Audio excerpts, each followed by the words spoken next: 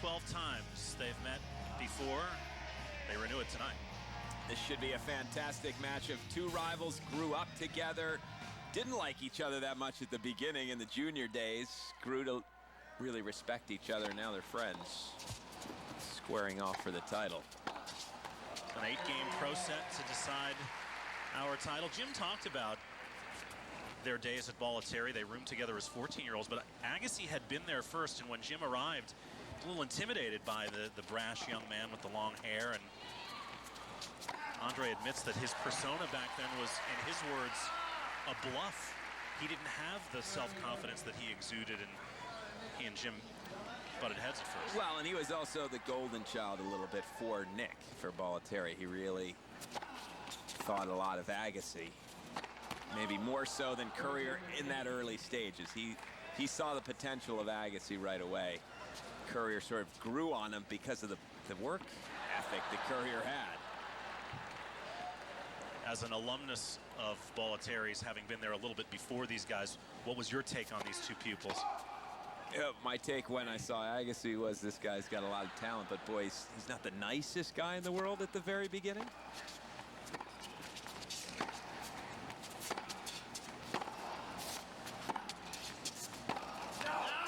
Courier, I wasn't sure if he was ever going to be a great player. I didn't think he was with that backhand that I saw, but he turned into, obviously, #1 in the world. And how interesting how, from what you perceived to be not a nice guy at the beginning, that this man has evolved. Nicest guy in the world now.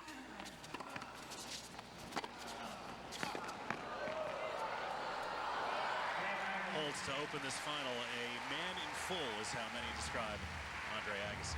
Before our eyes tonight, Jim Courier and Andre Agassi, 12 Grand Slam titles between them.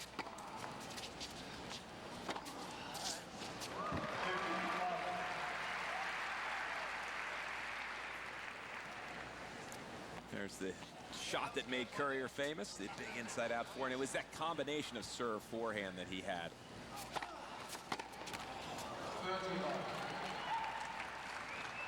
Andre took you started that forehand tree at Bollettieri's and handed it off to, well, then Krickstein, that's right. Then Agassi came, Courier.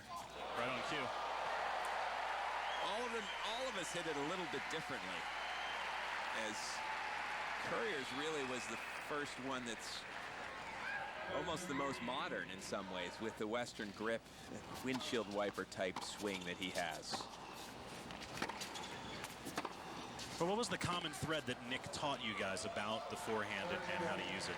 Well, he wanted you to have a weapon, and so you practiced ripping forehands, is the bottom line. But all of us came there, I think, other than Agassi, with a stronger forehand than backhand, and Nick realized it and cultivated that. We're going to make that a weapon.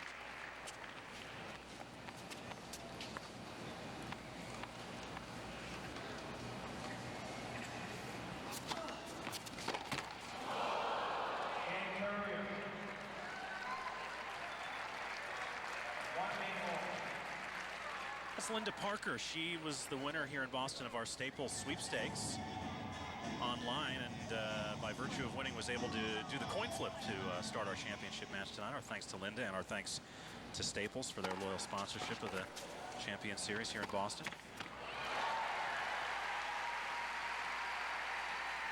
This was what Agassi did better than anybody. What he brought to the game was being able to take every ball on the rise, take it early, not give you a second to breathe.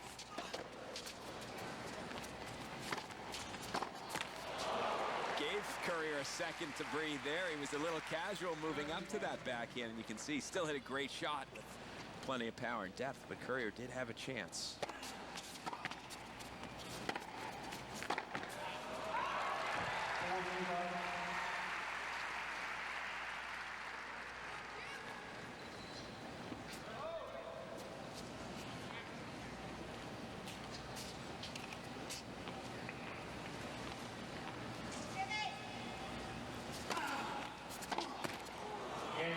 Love hold for Agassi, 2-1 on serve, early stages of our championship. Jim Courier serving 1-2.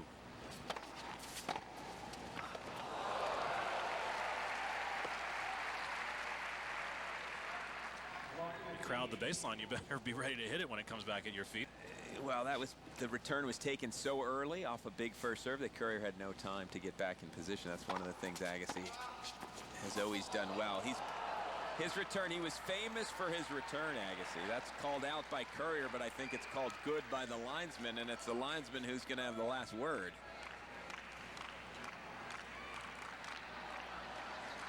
No love for JC.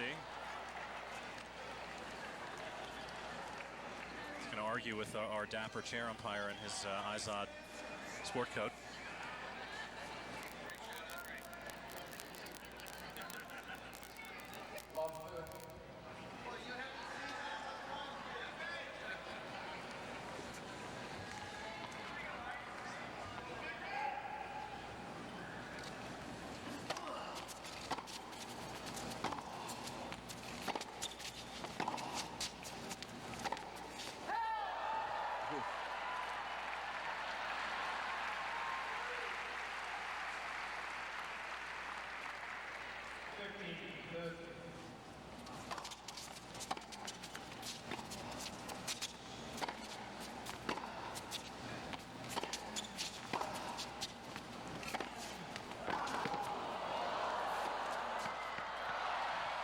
The lines, break points. Agassi's seeing the ball pretty well right now. You can see he's really hitting the corners, taking control of things. This was not as easy a backhand from that position in the court to hit it that hard and flat and still find the court.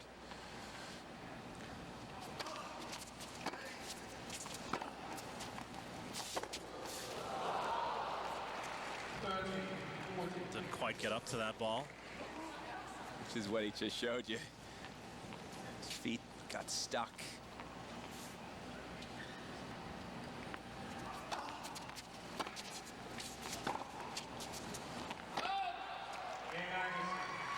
Gets the break on the second opportunity, and Agassi noses out in front here, 3-1.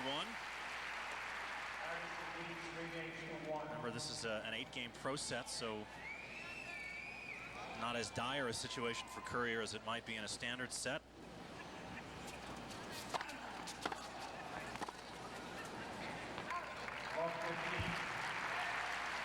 Twelve meetings between these two men on the ATP World Tour. Courier with the edge 7-5, including, of course, the French Open final 20 years ago.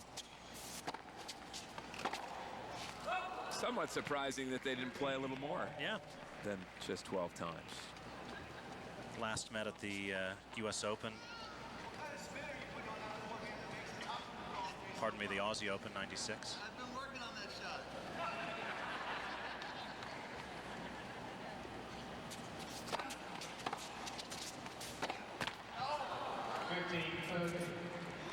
That last meeting they had in 96, quarterfinals, Australia.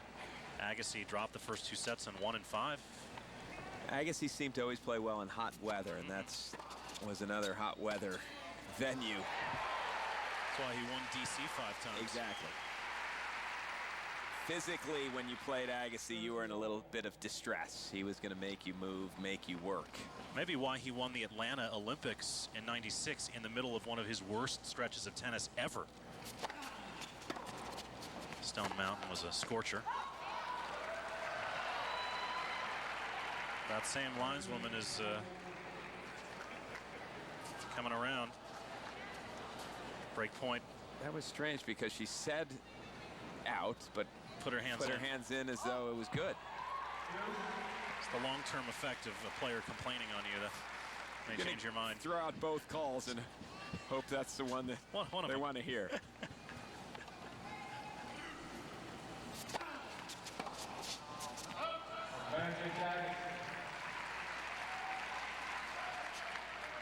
Big moment there. Jim with a chance to return the break of serve. Didn't get it. Now point for 4-1 for Agassi.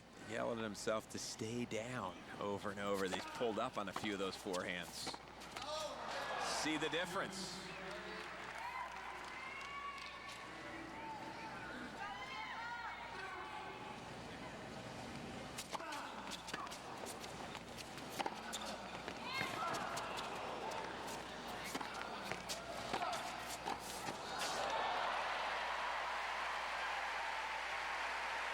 You didn't see a whole lot of for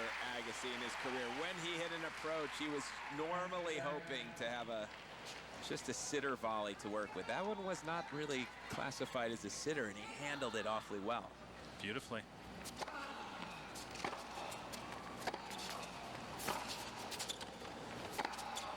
Yeah, that's too good. Agassi dialed in off the ground, consolidates the break up 4-1 halfway home in our championship match, looking for his first title of the year on the Champions Series. Courier, Agassi renewing the rivalry, and Ballers up for grabs for the top 3 in the standings at the end of the year.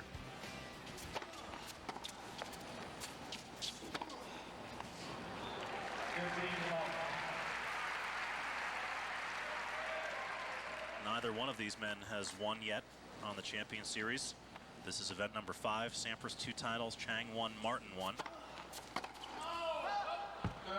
And it's a big premium on winning, isn't it? 400 to 200. That 2 finals, and you've only equaled one guy's 1 win. So Courier's made a couple of finals.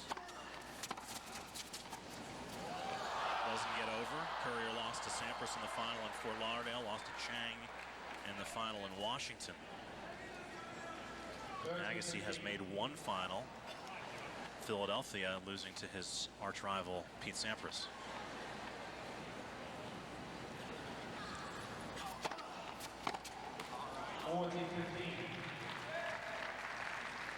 People still buzzing about the Todd Martin wood racket performance at our last event in Minneapolis.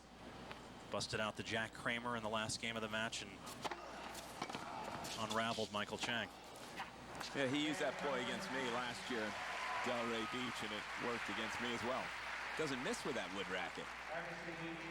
He said it's been sitting in his bag for 18 months.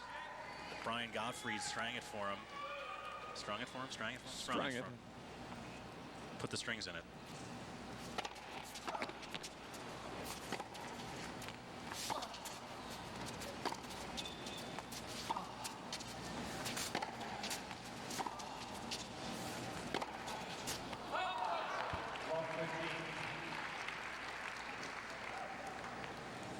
You don't like the slice, do you?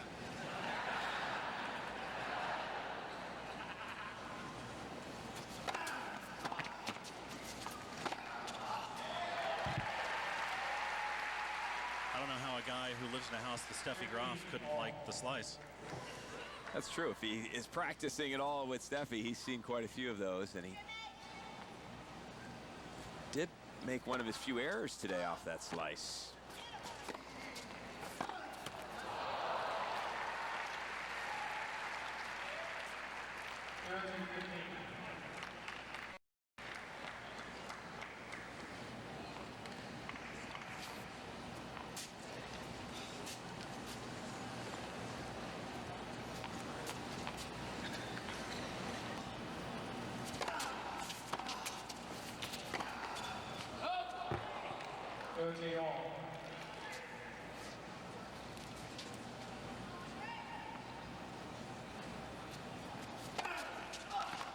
Guessing, Jim leaning to his left. Guess wrong. How much do you have to guess on return against, not that Andre's a massive server, but certainly an effective one? An effective one you have to guess at times, but there's different types of returners. Agassi was a big guesser, so he was aggressive with the return. There's other players, Federer for instance, that seems to just be able to react and get the ball back in play and start the point. So there's different types of returners. I was more of a reactor, or tried to react. I didn't have to face huge serves in my day. Against a guy like Isner or Karlovic, I mean, it almost seems like you have to. It seems like you have to against those guys.